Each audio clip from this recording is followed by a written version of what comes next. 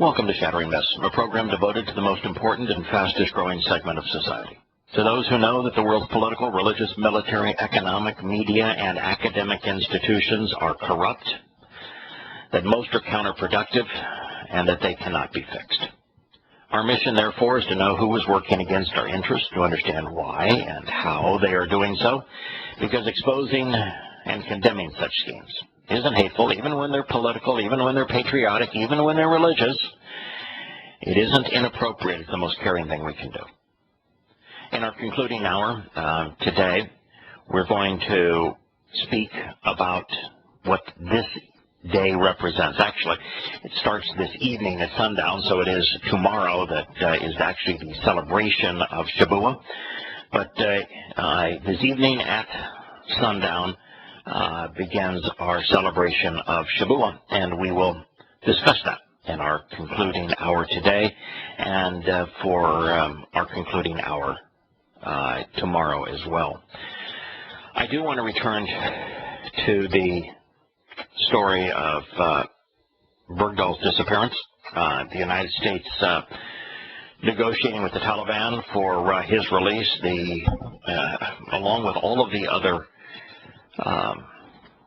issues surrounding this particular event, because it is a watershed moment. No matter where you are on the fence, it is a watershed moment. Now, yesterday we considered so many odd situations.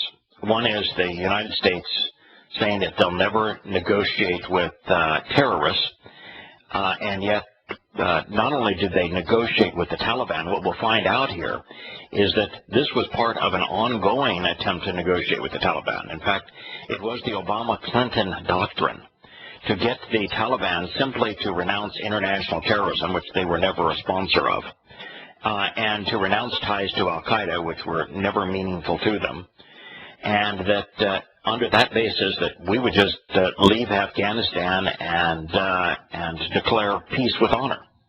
And so we're doing a whole lot more than just attempting to negotiate a hostage exchange. Now, also, there's been a lot of comments about Bergdahl leaving at a time of war. Well, this is not a time of war. The United States did not declare war on the Taliban. The United States did not declare war on Afghanistan. So we are not at a time of war.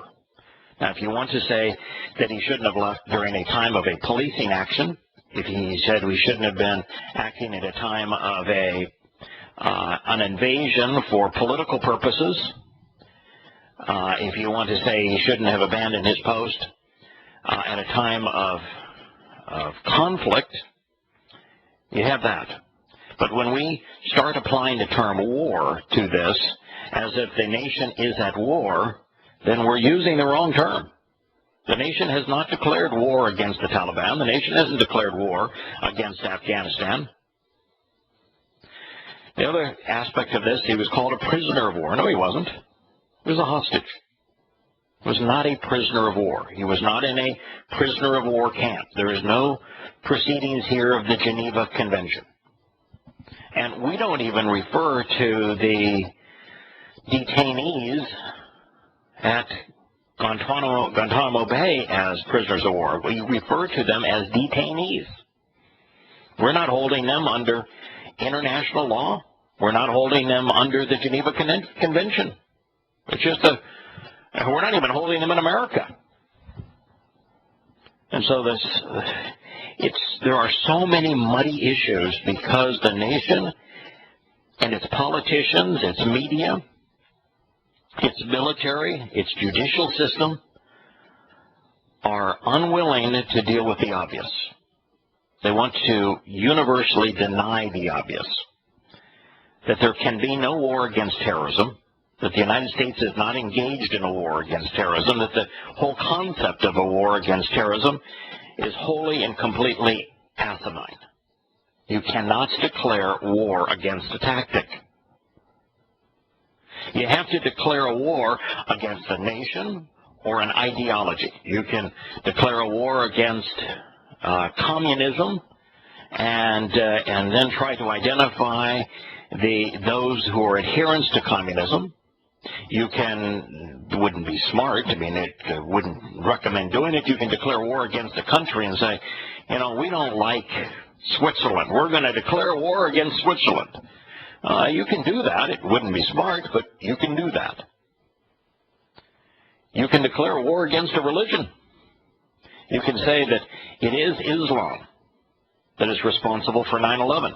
And you can say that the United States is going to go to war against Islam because Islam attacked American citizens. That would be very much like the United States declaring war on Japan when Japan bombed Pearl Harbor.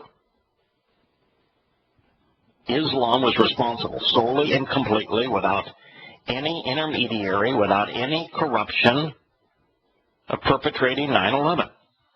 It is the sole motivation for 9/11, the religion of Islam, as it was lived by Muhammad, as it is declared in the Quran, as it is comprised in the example of Muhammad called Sunnah.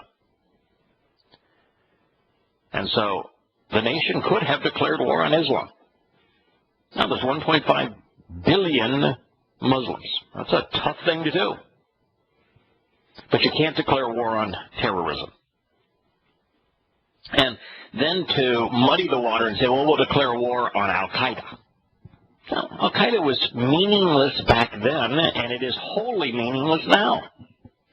They're one of many thousands of Islamic religious organizations that engage in terrorism. I know, Islamic religious organizations have engaged in terrorism for 1,400 years. There's nothing unique about al-Qaeda.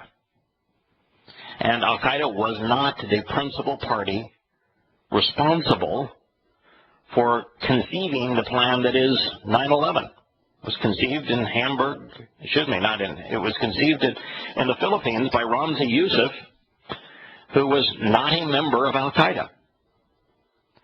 And furthermore, it wasn't even launched from Afghanistan. The President of the United States, in a speech talking about how, yeah, we're going to keep American troops in Afghanistan for another 2 years past the end of this year, which gets them to the end of his term, which is all he was looking for. He doesn't want to be tagged with the defeat. So it doesn't matter that how much more money it costs or how many more lives are lost. So long as he's not tagged with the defeat, he's okay with that. And he said that by staying there another 2 years, that no one will ever be able to launch another attack against America from Afghanistan. But the attack wasn't launched from Afghanistan. The attackers came from Saudi Arabia. And prior to being in Saudi Arabia, most of the attackers were living in the Hamburg, Germany area and were attending a mosque in Hamburg, Germany. They were not launched. That attack was not launched from Afghanistan. Moreover, al-Qaeda has ceased to exist in Afghanistan. If we invaded Afghanistan, to attack al-Qaeda there, then you've got a real problem with that, because guess what? They're no longer there. Even the leadership of the Taliban doesn't exist in Afghanistan anymore. They've long since moved into Pakistan. And the very few people that are even part of al-Qaeda anymore, they have maybe a handful of people, only one that matters. And, you know, he's, for a long time, been in Pakistan. You aren't going to accomplish anything in Afghanistan with them in Pakistan, particularly since we're sending billions of dollars a year in military support to the Pakistani government. So just the basic framework for all of this is asinine. It shows how completely ignorant, immoral, irrational the government is. Now, those things being the case, one of the challenges of Afghanistan, and there were many, and let's talk about what caused Bergdahl to come to say that it was a fool's folly to the American involvement in Afghanistan, that America's behavior in Afghanistan was deplorable, and that there was no justification for the mission. And that's where he came when he decided to go AWOL.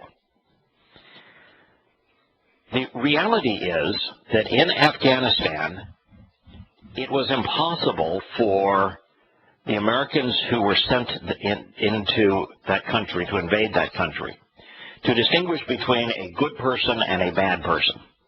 Impossible. No one was wearing a uniform. The Taliban doesn't have a uniform. There's no way to distinguish somebody who is al-Qaeda versus somebody who is not al-Qaeda. There's no way to distinguish between an al-Qaeda associate and a Taliban associate, or either from the general population. So you have no idea whatsoever if the people you're running into are friend or foe. None. So how do you prevail in that kind of circumstance? Moreover, the very population of Afghanistan doesn't want you there. The vast majority of Afghanis didn't want Americans there. You know, America had already promoted a civil war that left millions of Afghanis dead. You know, back during Carter's administration, we prompted a proxy war where we provided the very weapons that the Taliban used to disable the Soviet-backed government. And so many millions of Afghanis that died in that conflict, that was the last thing the Afghanis wanted, is for us to intervene. The Soviet-backed government was better than the Taliban government that we replaced it with. And we're responsible for the Taliban government. This notion that we're now going to go to war against them is insane. But nonetheless we did. We were not received well. And the general population was opposed to us. So what are you going to do now? And then America says, oh, we're going to take the same strategy we took in Vietnam, knowing that after 10 years, 10, 11 years, 12 years, that Americans are going to grow tired of an unresolvable conflict with the ever-increasing death toll and want our sons and daughters to come back home. Oh, we're going to turn the fight over to the Afghanis. And we'll talk about how that went as well.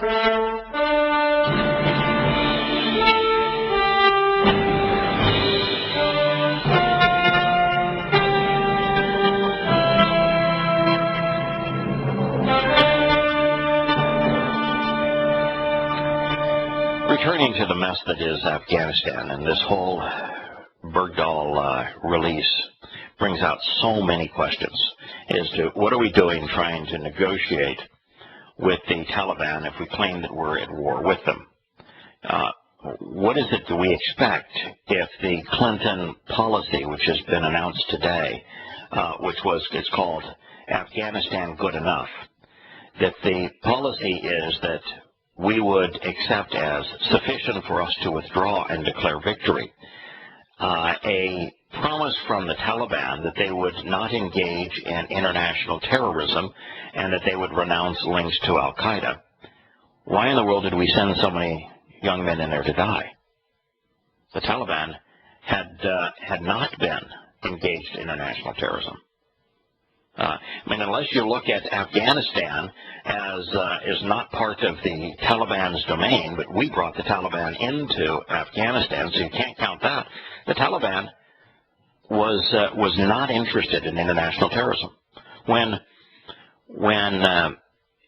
Pakistan decided to attack India through terrorist acts, it always used different terrorist organizations than the Taliban. So the Taliban is not an international terrorist organization. So what is the purpose of having them renounce what they have never been? And then you have to deal with ties to al-Qaeda. We were the ones, the United States created the bond between al-Qaeda and the Taliban, and that was because we used when we rented the Taliban from Pakistan to fight the proxy war in Afghanistan against the Soviet Union. we came across Osama bin Laden. He had some skills, and we decided to include him in the rental of the Taliban, particularly because of his recruiting skills and database management of potential jihadists. So what's the purpose of renouncing al-Qaeda?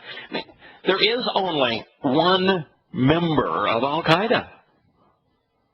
And so, and never was any suggestion that Omar, the head of the Taliban, has an affinity for Anwar al-Zawahiri.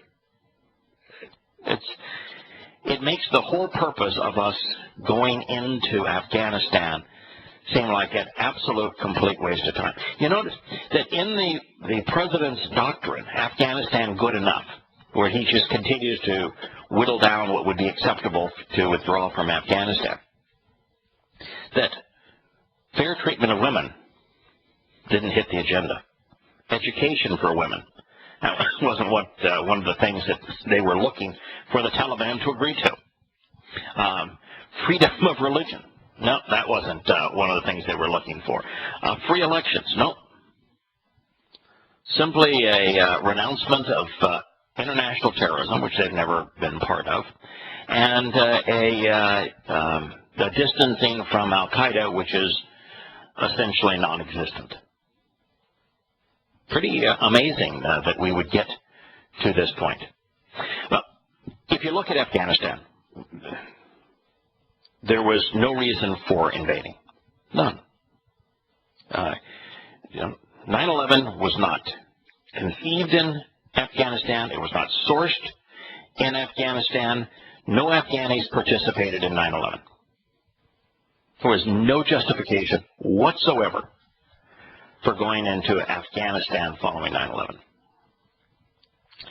The reason that we went, by the way, had all to do with crude politics.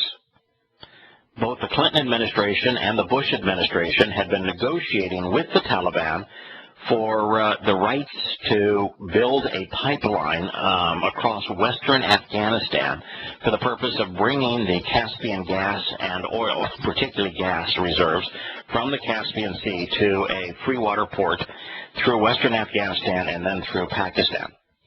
And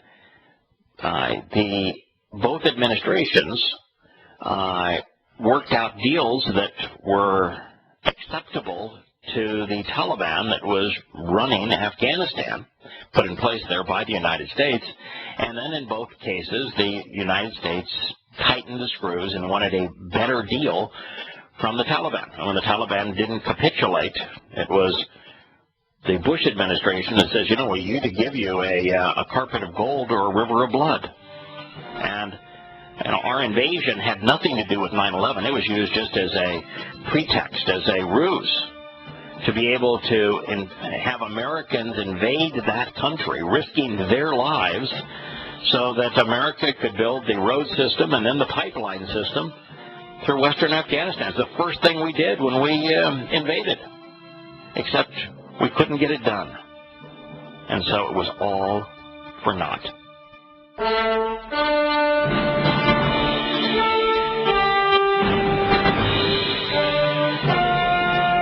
Not only was there absolutely no moral justification for invading Afghanistan, not only were the justifications crude in the sense of oil and gas, the reality is that the invasion of Afghanistan made a bad situation worse.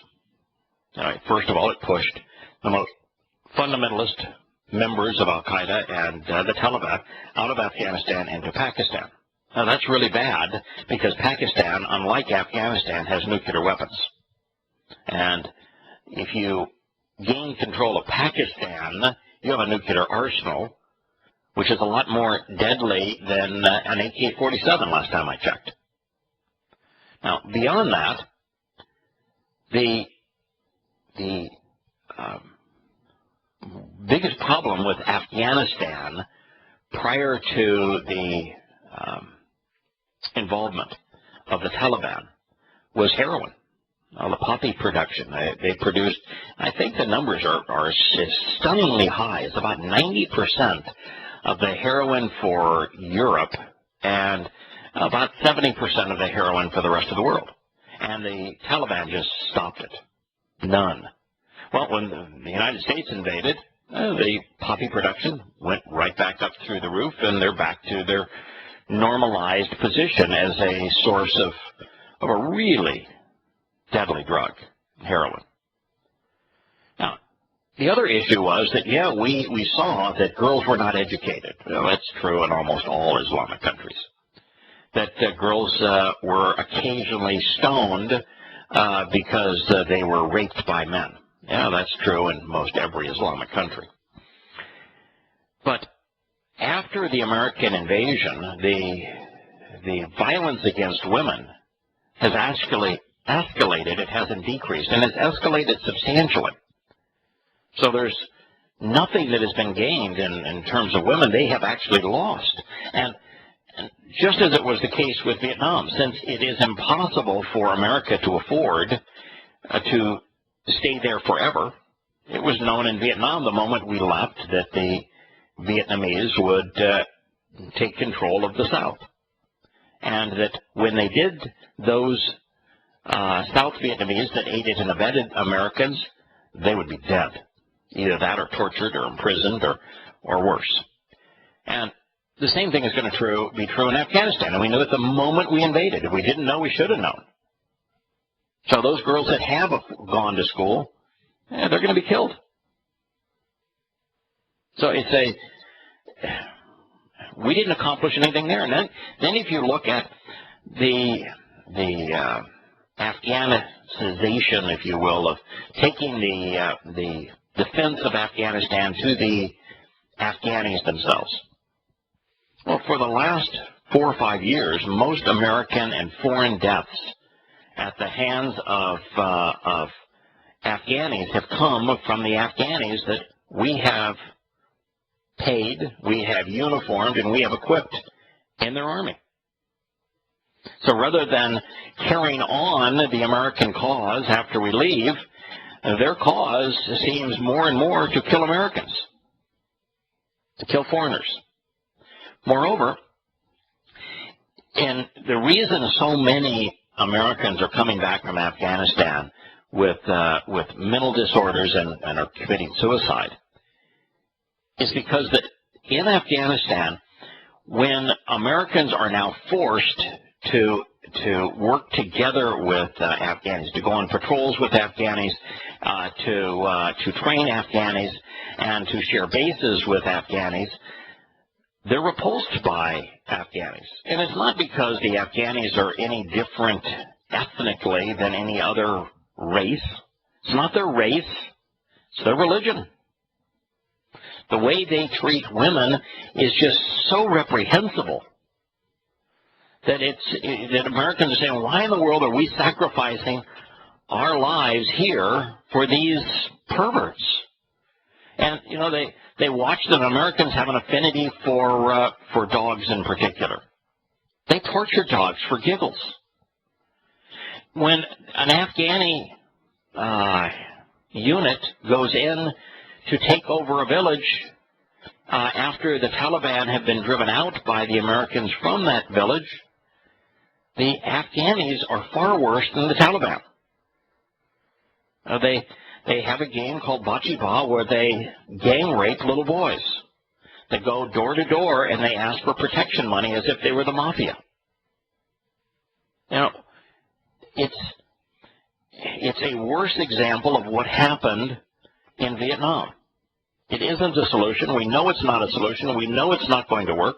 And matter of fact, there were a number of internal documents that was released by WikiLeaks that demonstrate that the American government and military knew that Afghanistan was a lost cause more than 5 or 6 years ago. And that there was no way to win, no way to prevail. That's the reason why Afghanistan now, in the negotiations with the Taliban, has reached the point where the Obama administration is willing to capitulate to anything. And, this whole notion that, let's say that you achieve what you wanted, and that the Bergdahl negotiation for his release, negotiating with the enemy, with the Taliban in this case, was an example of diminishing the expectations to leave Afghanistan because you know that it's a lost cause. Why would you trust the promises? Let's say that all you're looking for is for them to say, we renounce international terrorism, we renounce al-Qaeda, and they stay fundamentalist Muslims, they do everything they did once before, and you let them return to power. Why would you trust them? Are you going to trust those who have systematically terrorized civilians? Are you going to trust those who have routinely lied to you? Why would you trust someone who is part of a religion where lying is considered to be an edict of the religion? You know, in Islam, lying is approved. It's not only approved, it's considered a stratagem of war. And it's called the legal lie. And so, why in the world would you even care what they promised? Have you paid any attention to negotiations with other Islamic terrorist groups to see what they have achieved? The whole thing's amazing. So, if you were an American and you're witnessing this, you're witnessing what Islam does to a person's morality, and you're watching how the Muslims that you're supposedly helping treat women, how they treat animals, how they treat little boys. And you're watching those that you're arming, knowing that they're as likely to kill you as they are anybody else. And your country has told you that you are somehow protecting America's freedom by doing this immoral act. It's going to play with your mind. You know, if you still have a conscience, if it hasn't been drummed out of you through political correctness in your education or by the military indoctrination, if you still have the capacity to be moral, it's going to be a conflict that's going to be extraordinarily difficult to resolve. You know, and that is why the 6 soldiers that were killed in searches for Bergdahl were not killed trying to rescue him. They were trying to capture him. And they admitted as such. And that is why the U.S. government made all of those that were part of his company sign non-disclosure agreements. You know, you wouldn't sign a non-disclosure agreement if the government wouldn't ask you to sign it. If the information that you possessed were beneficial for the population to know. If you thought that the truth would serve your interests, you would never ask someone to sign a non-disclosure agreement. The only reason they were asked, these American soldiers who served with Bergdahl were asked to sign non-disclosure agreements because the truth is damaging to American credibility. That's why. Because they weren't trying to rescue him, they're trying to capture him. And that we sacrificed 6 American lives trying to prove a point that an American can't go AWOL, that you have no freedom in the military, and that whole mindset of there will be a price to pay in the U.S. military if you seek your freedom. If you're a man of conscience, if you say, in all good conscience, I cannot continue this mission. The mission is seriously wrong. So if you have a bout of conscience, if you desire your freedom, the U.S. military wants you to know that they will sacrifice lives to hunt you down, to capture you. And that's the reason that those soldiers were asked to sign non-disclosure agreements. The U.S. government, the U.S. military doesn't want you to know that, because once you come to know that there is no way out of the U.S. military, that you can't say, my conscience won't allow me to continue to promote a mission that I know is immoral. I wish to have freedom. That if the general population recognize that's the truth about the military, how in the world are they going to recruit? I don't care how many ads you run with all of your fancy weaponry saying that, U.S. Navy, a force for good. Be all you can be. Join the Army. I don't care how many ads you run. If the truth gets out that there is no freedom in the U.S. military, that the whole thing is a crock of lies, that rather than fighting for American freedom, they're giving up their freedom with absolutely no impact whatsoever for American freedom. When the truth is known that you have no free will in the U.S. military, when the truth is known that when you have a bout of conscience, when your conscience is troubled by a sea of lies and by the manipulation of a mission that is counterproductive. And the invasion of Afghanistan is wholly counterproductive. We made a bad situation worse. If you come to realize the truth, there's no way out. That's all this man wanted, was out. The U.S. military sacrificed 6 additional lives to make certain that he couldn't get out. Now, there's more to say about this. The way that he wrote his parents, we will review those words once again.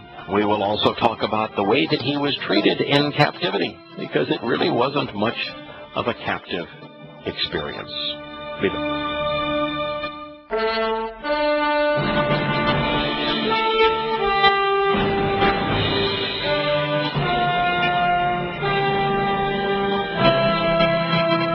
Shattering Myths. Let's reconsider the comments that Bergdahl made. And before I read these comments, I want to also share with you that twice the leaders of the U.S. Senate and twice the Obama administration repeated the "oh hoorah" line of the U.S. military, particularly the U.S. Army and Marines. No man left behind. No man left behind.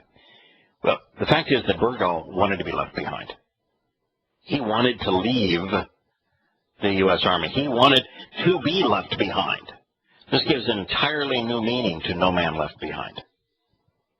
The U.S. Army didn't want him left behind because he had did not have authorized leave. And so this is the U.S. Army saying, once you sign up, we own you. You're ours. Now, here's the comments again that he wrote to his parents. The future is too good to waste on lies. And life is way too short to care for the damnation of others, as well as to spend it helping fools with their ideas that are wrong. I have seen their ideas, and I am ashamed to even be an American. The horror of the self-righteous arrogance that they thrive in, it's all revolting. I am sorry for everything. The horror that is America is disgusting. What he's talking about is that America tries to demean its enemies. It tries to paint its enemies as worthy of death. So it tries to damn its enemies. We do it in the media all the time. We do it in politics all the time. So he's saying, I'm not buying into this propaganda effort to damn everybody else that we disagree with. I don't want to help fools. He thinks our involvement there, and it's true, is foolish. He says, I don't want to help them with their foolish ideas. Their ideas are wrong. And he's not somebody that's judging this as I am through the evidence and through reason and through research. He was there on the ground. And he was ashamed of what America was doing. And yet America pounds its chest. Big patriotic parades, talks about how righteous we are. And all this good that we're doing. No, we broke a bad situation. And there's no way to put it back together. It's all revolting. He's right. Hello, Glenn. You've been right a lot recently, too. What do you have to say about this? I shouldn't say recently. That's not really fair. That implies that you weren't right previously. But I only meant it in a positive. I got you. Such a deal I have for you today, Yahowah. You have what for me today? Yeah, I have such a deal. Such a deal. Oh, okay, a deal for me, okay. Yes, if you will but give me what I want and leave, I promise that I will refrain from eating ghost head soup or monkey brain. Now, first, I never did those things in the first place, but if you will leave, I promise that I will refrain from eating ghost head soup and monkey brain. Now, since you brought this up, I'm really glad you did, because I forgot to share the most important part of this whole thing.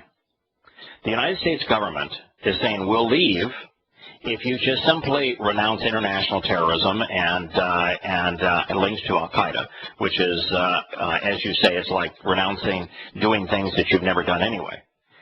The most interesting part of this is the Taliban has expressly said, no, we don't want to negotiate with you. And so why would the Taliban not want to negotiate the removal of U.S. troops from Afghanistan when all they have to do is agree to do something they have never done? Because, well, partly maybe because they don't trust us. That may be true. I don't think that's the reason. Okay. What's Taliban? Well, maybe having troops, if they wanted to continue to wreak havoc with, there's something about the situation as it is that they like. So yeah, absolutely. What happened when America invaded Afghanistan and Iraq? What did it give good Islamic jihadists the opportunity to do? Kill Americans? Yeah, to die killing infidels. That's how you earn bonus points with Allah. That's how you increase the number of virgins you get in paradise. That's the only guaranteed way into paradise. If the Americans leave, who on the world are these jihadists going to earn Allah points with? It serves their interest to have willing prey there in Afghanistan that they can attack and kill. That's why they want us there. They don't want us to leave. We'll be back in a moment.